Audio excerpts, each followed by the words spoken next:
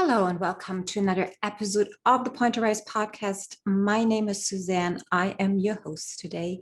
And today's guest is Ariana. She is the founder and social media lead of Dancers Anonymous. She created this page hoping to help dancers the way dancers are treated and ultimately foster a more inclusive and healthy environment which helps artists thrive rather than beating them down. After her own experience dancing professionally, struggling with mental health, and recovering from disordered eating, Dancers Anonymous and the stories are being shared through her and others to remind them that we all can implement change if we really truly want to. So join us in our conversation. Without no further ado, here is our lovely Ariana. I am so grateful that we're having this time today. I would love our conversation to start with a little bit of your journey, really just 30,000 foot approach. And then I really want to dive into what you guys are building, what you have built so far, and what the vision is, and how people can support. Sure. Awesome. And thank you so much for having me. I'm super excited to be talking to you. Okay. Super bird's eye view, I guess. I grew up with the pretty typical ballerina dream, like you fall in love at age 3 and just want to keep doing it. And so after high school, I joined a trainee program with a pretty prominent US company, and unfortunately had a very negative experience and ended up developing disordered eating and also feeling extremely depressed and anxious all the time, which were new things for me to deal with. And I kind of came to the realization after about like 6 months into the season that I was just not going to be happy in a career, and it wasn't for me, and that I had a lot of things I had to deal with that I had learned over the years without even realizing it. Just like unrealistic body standards and unrealistic high expectations just of myself to perform always and be perfect always. And like there was so much built up to this, and I kind of just cracked, and there were no resources for me to kind of turn to in the company that I was in or in the broader dance community that at least that I was aware of at the time. And so I was kind of forced to pick between, do I keep dancing and like just, throw my mental, physical health aside, or do I and take care of myself? And I ultimately chose to take care of myself, which was a very difficult decision. It shouldn't have to be, but it was. And I felt pretty bitter towards dance for a good 4 or 5 years after I quit. I just wanted to get as far away from it as I could.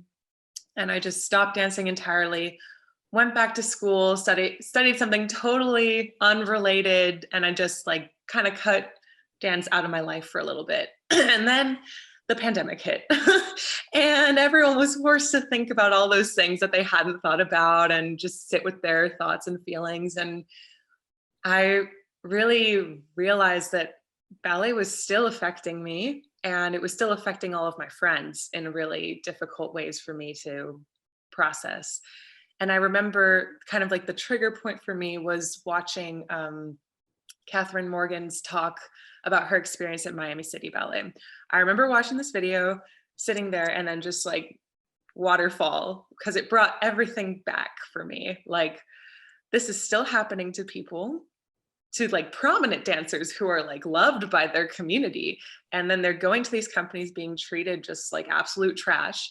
And no one even cares. Like there were so many people just like, oh, well, she's lazy, or like, I'm sure that there's more to the story, but you could see in her like speech, the way she talked, how much pain she had gone through. And it like really reminded me of myself and about so many other people that I knew that were going through the same thing.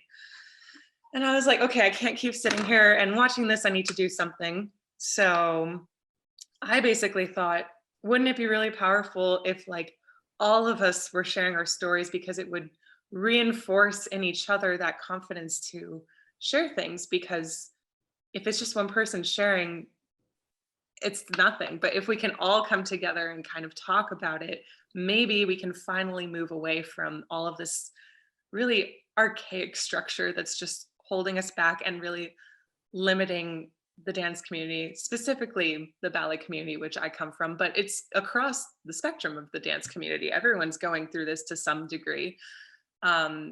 So we created, me and my two friends that I grew up with and danced with, which is such a like beautiful thing because we have so many shared experiences and we're so close already as friends, and we're just putting all of our talents into this project, Dancers Anonymous. And it's basically just like an anonymous storytelling platform. We have a completely anonymous form that you fill out, no personal information.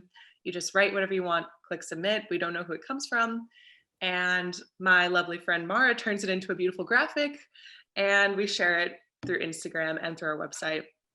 And we've so far had, I think now 35 stories since we started in February, which is excellent. We're all really happy with our progress. And it's both like exciting and beautiful to watch other people sharing and people commenting and saying, yes, I've gone through this, like, thank you for sharing this, and people being so receptive.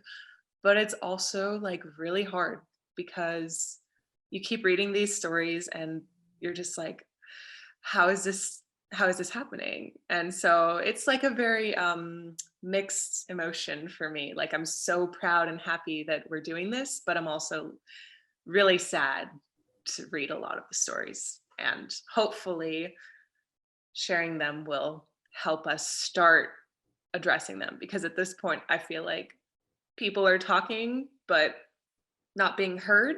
And hopefully the more that people talk and come together and work together as a community, then eventually we can become irrelevant, which I talked to you about, that our ultimate goal is we don't want to be relevant to the dance world. Like, we don't want to have to exist, but unfortunately we need to right now. Wow. Well, thank you for sharing that. That was, I should have written down all the questions that came up, and I didn't want to interrupt you. So let me start with that. When you were on that crossroad where you had to decide either your career or yourself.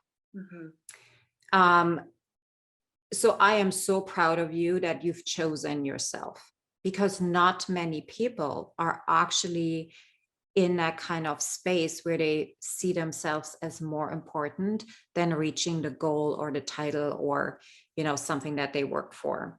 I even denied it myself far longer than I actually should have, quite honestly. I didn't even know who I was to choose. I didn't even know that was an option. So where did you find that strength? Because let's dive in there, because it is such an important decision, because it comes with shame. It comes with, am I not cut out for this? Am I not good enough? Am I not strong enough? That is all what's in the background that would hold us actually back from making a decision that is great for us. And perhaps, our story is always what we can use later on to help other people, like you do right now, like how all of us doing it right now. So help us understand how did that feel and where did it come from?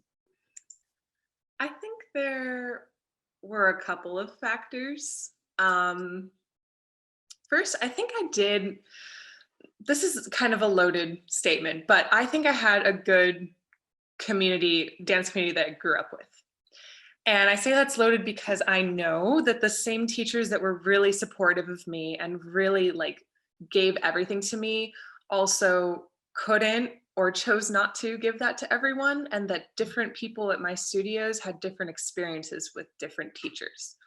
So for me personally, I had a lot of support from basically every single teacher that I grew up with. I have a question. Yeah. When you say I had a lot of support, what did that look like?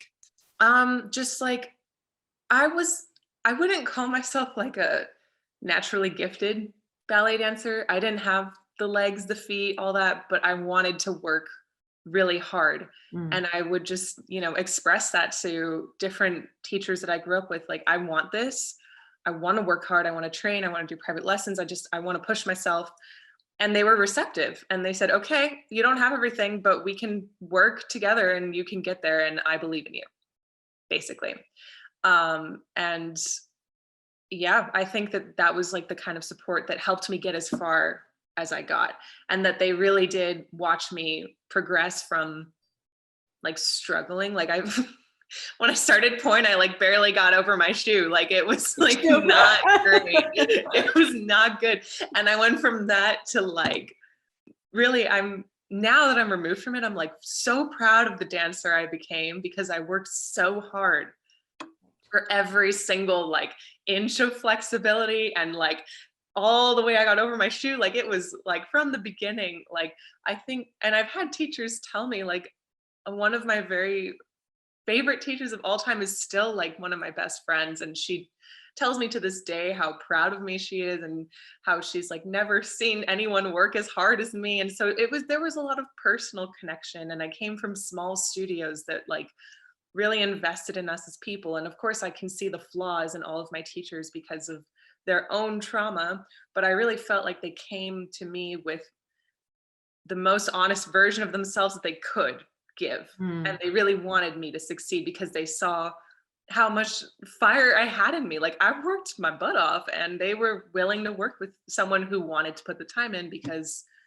like there are plenty of students who just won't work or don't want to work or whatever. And a good teacher wants to work with a student who wants to work at the end of the day, I think, in my opinion. Yeah. Um, But then the ones that don't want to work, what I've seen was mhm. more that they were treated disrespectful and True. less Super than. true. And I think that's where the opportunity lies, that hard Super work true. is not necessarily the first objective that teachers are, going after Right. and rewarded over and over again with their knowledge and their praise and Right. but that every child, every student is the same, and we're treating it this with the same love and intention. Yes. Okay, so but we went off the rail here a Yes. little bit. Totally Sorry, off. y'all. Yeah, no, which Okay, is so which is also why I felt like I need to clarify that, like, I know that my experience from my position was really yeah, different okay, from other people. thank you. Um, and so yeah, I super acknowledge that, and I fully agree with you. And I do still like deal with like my own little traumas from that too, because it's like, how does it feel to be like that student, and then you have so much to like live up to, and then if you don't live up to it, then there are plenty of other layers to that. Mm, But to get back on track, I felt like I had support from my teachers. yeah. um you already know this about me, but I come from a immigrant family, which my father is from former Eastern Bloc. So it was very much this Yeah. mentality of like, you push yourself, you keep going, and you, like my dad would always say, like, you're the best. Doesn't matter what anyone else says, you're the best. And you have to always remember, you come first. No one else comes before you, because he came from an environment where he felt like nothing because of the amount of poverty and just like depression that he lived in, that he had to lift himself up out of that. So he raised me with a similar, albeit flawed, but similar mentality, which carried him through all of that difficulty and raised me to always keep going and always put myself first, no matter what that looks like. And that kind of like, screw everyone else. Like, if you're not happy, it doesn't matter. Keep looking and keep going. And so I've had a lot of support from my family as well in that way. Mm. And I think that I just like realized one day that I went from being a really strong, healthy, and honestly happy dancer. Like, I was not like thrilled with myself, but I was like, I'm a solid dancer, to losing so much weight that I couldn't do things that I loved anymore, like big grande allegros, and like I couldn't balance anymore the same way. Like, I was just so thin that had no energy and I had no strength. So dancing didn't feel the same for me. I was like, this isn't even fun? Like, what is the point? Why am I doing this? And I just felt like so sad that one day I couldn't get out of bed and go to class. And I had always been at every single class for my entire life. Like, I was that kind of like addicted to it, that I was like, go, go, go. And then one day I just couldn't. Yeah. And so I was like, I can't go. I can't, even if I go, I can't do the things I want to do. I feel like I'm being treated like crap. And why would I keep going and doing this? And so it was hard, but it was also easy, because it was like, why keep going? Like, there's no point anymore, you know? So I thank you so much for sharing that, because we can get caught up in our routine, in feeling the same way, and doing the same thing, because we think there is no other way out. And for you, we say we have to hit rock bottom to like shake us up, wake us up, get our brain working in a different way. For you was that you couldn't get out of bed. And for some people, it doesn't even look like that. It may just look like that you are really agitated with your friends. You have no patience. You can't really have any other people around you. You don't enjoy eating or performing, or you get really anxious when you get in the studio. These are all signs that something is not right, that something is out of alignment. And I think we tend to brush over this because we're not allowed, or we were taught. And as a fellow immigrant, I can completely relate to this. The teaching of don't feel, conceal, was 100% something that I grew up with in my home and in the school, and then further on in the theater. Whenever we were in pain, and any kind of pain, emotionally or physically, it was a sign of weakness. Right? Something we don't explore. If we lean into more, we're going to get weaker and weaker and weaker. Right. Okay. So the lesson here is don't do that. 100%. It is not a sign of weakness. It is always a sign that your body, your soul wants to tell you something. And if you ignore it, I'm calling it a 2x4, one of those badges that it's just going to come back to you over and over and over again. And it's going to get louder and heavier and wider. And if you don't follow those whispers right away, they get louder. So give yourself the grace. Has nothing to do with your weakness, or that you're not cut out for that. It is a beautiful sign we all always, at any given point, no matter where we are in life, observe and get to explore. So let's talk about Dancers Anonymous. I think it is such a beautiful way of airing the laundry and giving people the space to do this. Okay. And I think it is so important that we all feel safe sharing our stories, because for so long we have been under the assumption that there's shame around our stories, and it's our fault and we have to hide it, where in all honesty, our stories is that's who we are. That's what made us the way we are. And all of us are beautiful in every possible way. So walk me through what does your day-to-day look like? How do you decide what goes on there on your page and whatnot? And I want to know how people can actually support. Great questions. Well, the day-to-day really depends on how much engagement we get, which we've had really great engagement, but we don't really push people to share anything that they're not ready to share. It's kind of just like an open resource for people. And so, sometimes we have like one story a week, sometimes we have 3 or 4, and it's just all depends on if people see something and want to share it, or, someone shares the page with them. Really right now, we're just hoping to kind of keep building our community and keep connecting with other people who are passionate about talking about these things and changing them, because, there's plenty of there are plenty of dancers out there who you could say kind of like their career either profits off of other people failing in a way. I don't know if that's like the right way to word that or if you know what I mean. But then there are so many just silent voices that are just out there, and kind of finding those silent voices and igniting them is like tricky, but you know, that's what we're working towards. And so anyone that kind of resonates with a story or just with what we're doing or wants to share their story, like spreading that word as far as we can get it, I think is our ultimate goal right now. It's like getting more people to engage, because we've had great engagement. We want to get even better engagement. And then just like sharing resources with each other. Like we always reshare resources that we think could help dancers, or posts that we think could help dancers. So like if someone is producing content that like fits in, like we want to connect and we want to work together. And yeah. Okay. So I know the ultimate vision of Dancers Mhm. Anonymous is not to it, or not, Yeah. there is no need for it. Right. But what is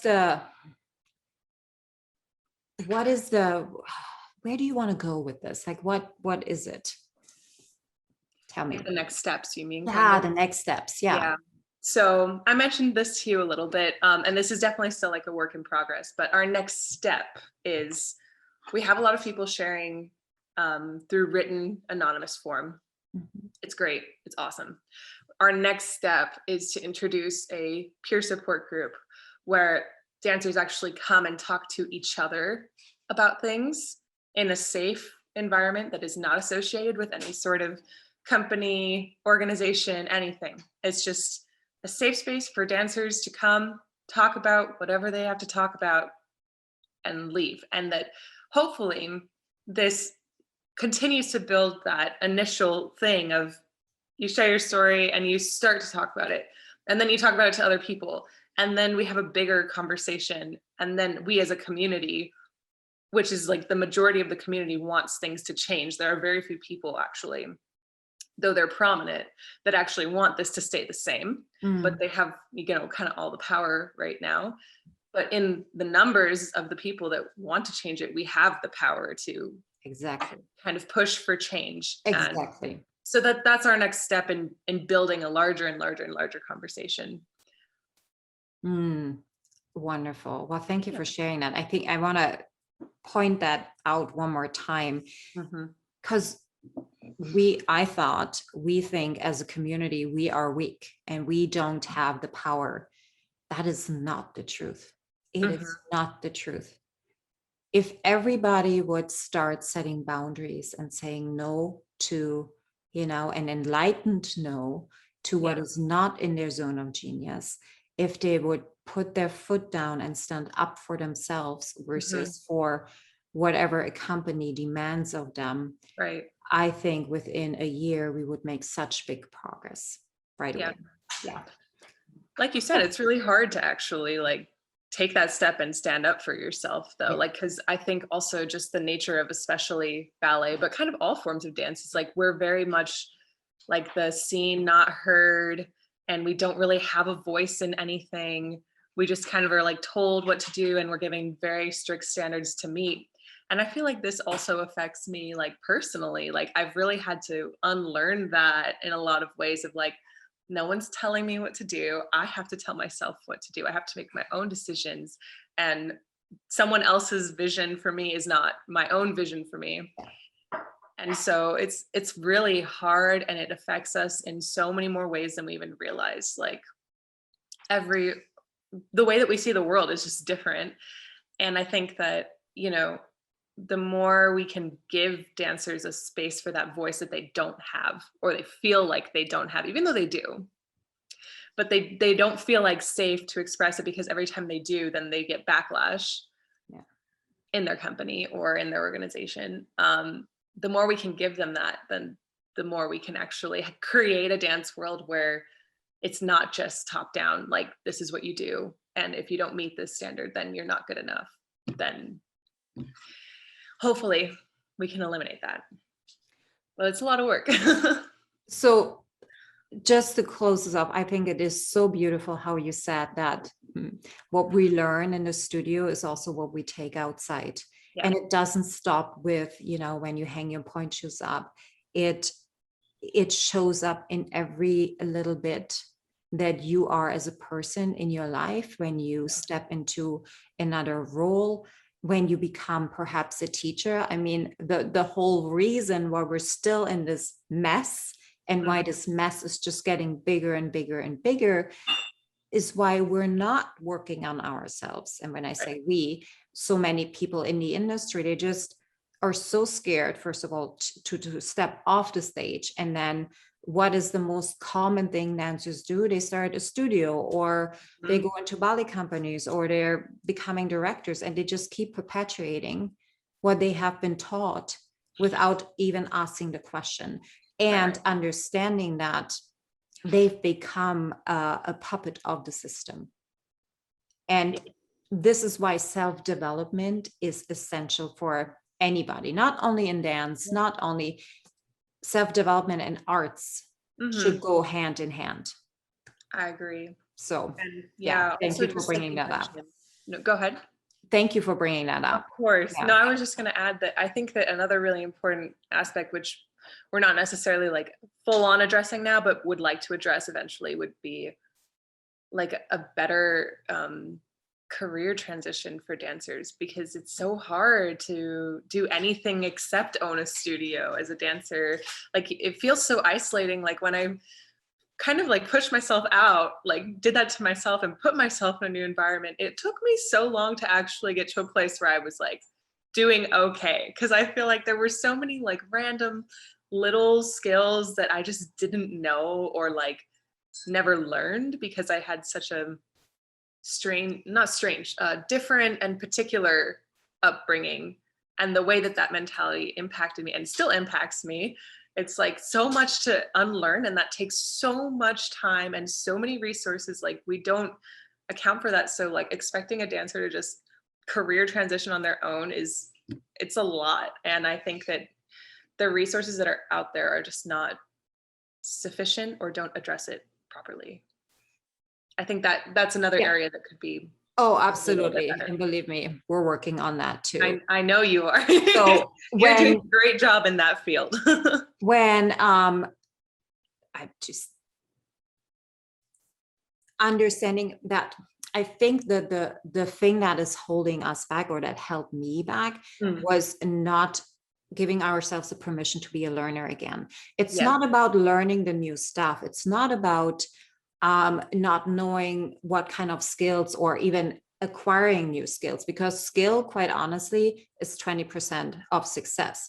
The other 80% come from your mindset, and that mindset dancers have never worked on. That's super true. Right? And if we were allowing ourselves to be a beginner again, to learn, to ask questions, to fail, to fall down, to ask stupid questions, to be denied, to hear the no, and still know that we're worthy, that process would give, it wouldn't be a long process at all. And B, we would be so much more open to do other things than just stepping into the next perceived step, or the what feels safe, really. Right. Yeah. Love, thank you so much for this conversation today. This is going to be a 2-part series, because there is so much more I can even feel that you have to share, and I want to tap into. I love how you say unlearning, because we all believe we have to learn so much more and we have to gather. No, it is all about letting go. Letting go of all of these beliefs that we're not enough, and that we can't, and we shouldn't. And so thank you so much, my darling. Thank you for being here. If you guys want to check out what she is up to, go to Dancer Anonymous. Everything is going to be linked up in the show notes.